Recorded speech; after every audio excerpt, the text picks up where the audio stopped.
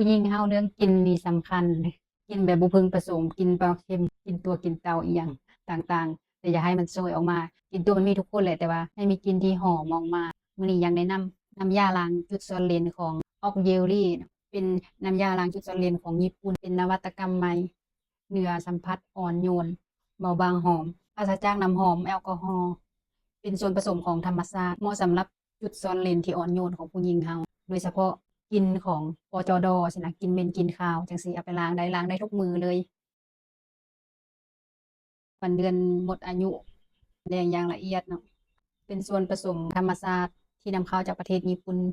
อ่อนโยนปลอดภัย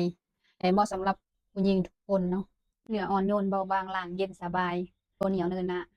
กลิ่นหอมติดทนแถมปลอดภัยบ่ระคายเคืองของดีแต่บ่แพงหลักร้อยเอง2 ใบแดงยังมีทอน